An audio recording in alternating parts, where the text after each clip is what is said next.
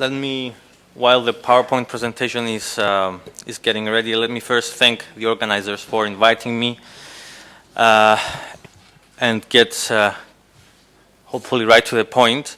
It seems that my presentation will echo quite a few of the comments of the previous speakers, and I'll do my best to stay within the time limits.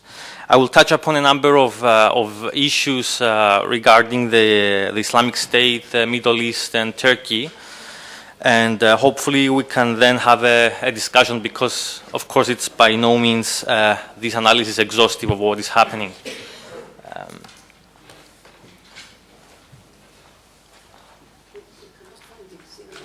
Μες στο folder του. Which folder? Το 16. Κάμα σε folder. Speaker's presentation. Speaker presentation. Okay. Το control. Μπορείτε να σβήσετε και τα φώτα λίγο. Thank you. Ποιον πατώ. Okay. This is the Islamic State when it first appeared, militarily I mean, the first advances it made more than a year ago. And this is the Islamic State today. So I'm just showing this just to point out the change that has been made during the course of a year. And to emphasize that the Islamic State has some sort of a state dimension to it. It's not only a terrorist organization or an insurgency. It also has certain aspects to it that point to a semi or quasi-state organization. And of course, it is a terrorist organization as well. So with that background in mind, I will start with ISIS impact on the Middle East. So the methods and tactics employed by ISIS and its level of sophistication are indicative of the spectrum of threats it could pose. In a setting where the Americans had already withdrew from Iraq, leaving behind a weak state, where Iran had strengthened its regional foothold, and where the Arab uprisings had shaken the Middle East, ISIS found the opportunity to fill some of the power vacuum and pursue its own goals. Its presence posed a direct threat to the Iraqi and Syrian sovereignty initially, and by extension to the national security of neighboring states such as Lebanon, Jordan, and Turkey. At the same time, ISIS's targeting of non-Muslim and non-Sunni religious and ethnic groups such as Shias, Yazidis, Kurds, Christians, and so on, exacerbated the already tensed sectarian dynamics of the region. Certain minorities in Iraq and Syria have been threatened with extinction, while the humanitarian crisis that broke out with the internally displaced and the waves of refugees reached great proportions. On a different level, the advances of ISIS forced a number of actors to take action. Beyond the United States-led and the recently announced Russia-led anti-ISIS coalition, Iran, Hezbollah, Kurds, and other Shia militia groups have been fighting ISIS in one way or the other. In the case of Syria in particular, ISIS played a decisive role in changing the domestic balances of power between opposition and regime forces. It has contributed to the military erosion of Bashar al-Assad's regime and military, while at the same time threatened various international interests in Syria, thereby prompting, for example, Turkey and especially Russia to follow a more proactive strategy. In turn, the intensified and more decisive involvement of states that had already been directly or indirectly engaged in the conflict highlighted the great divergence in geostrategic interests and escalated the conflict further. Moreover, the numerous militia groups that emerged as a reaction to ISIS, be they Shia, Sunni, Christian, leftists, etc., complicated the geopolitics of the Middle East and posed challenges to its future, as they may potentially make their own political or territorial claims in Iraq and Syria that could in turn lead to new rounds of conflict. In this context, one could argue that the Iraqi Kurdistan and the Kurdish movement in the region more generally benefited the most from the rise of ISIS. To be sure, it has not been an easy battle for the Kurds either. But because of the conflict, they managed to make territorial gains in Iraq, as well as effectively internationalize their claims, drawing Western and other support, not least because of their crucial role in the fight against ISIS. Among others, this development has had a great impact on Turkey as well. Because of the policy followed by its government since 2011, its location on the front line of the war, Turkey has been one of the countries affected the most.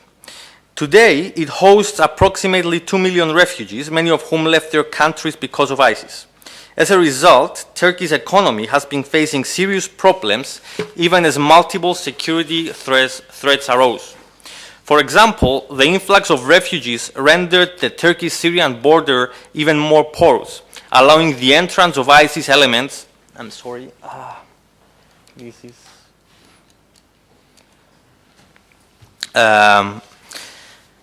Allowing the entrance of ISIS elements into the country and by extension the strengthening of already existing extremist clusters and networks of recruitment.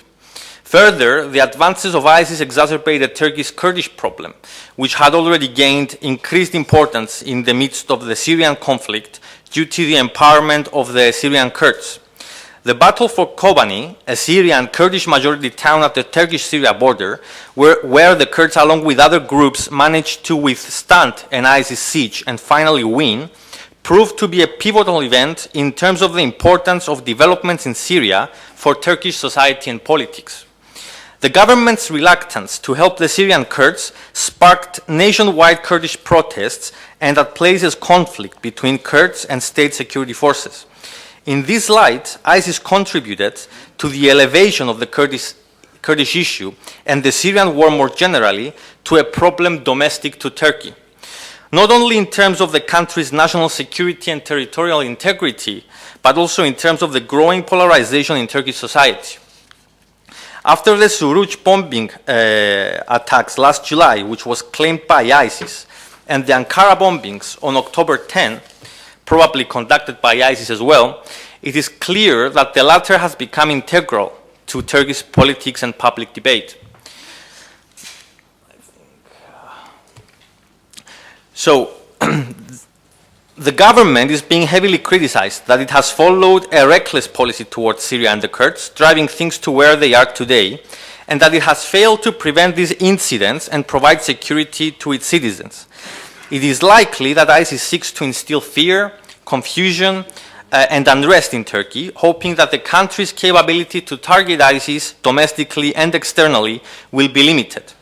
In this sense, and somewhat paradoxically, the future of Turkey will not only depend, for example, on democratic and economic performance, but also on the government's ability to deal with the threat of ISIS and the Syrian conflict in general. On another note, Turkey's military power, geostrategic location, and participation in NATO have increased the importance of its regional role in the eyes of Western countries. Similarly, Turkey's instrumental contribution to the management of the refugee crisis can potentially work in Turkey's favor with regard to its multi-leveled relations with the EU and the US. And yet, its often unclear stance on vital issues and questionable support to the West may impede such a development.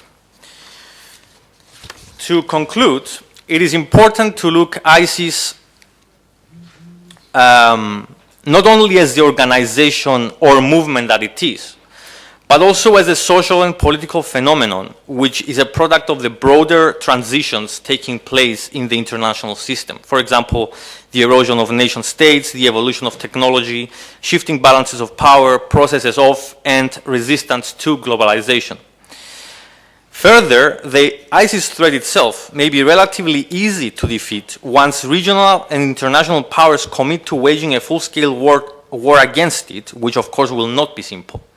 Yet the real challenge of ISIS lies in the fact that it has already created a precedent which could inspire other ideologically similar individuals or groups around the globe, as it has already managed to some extent, to pursue the same goals through the same means.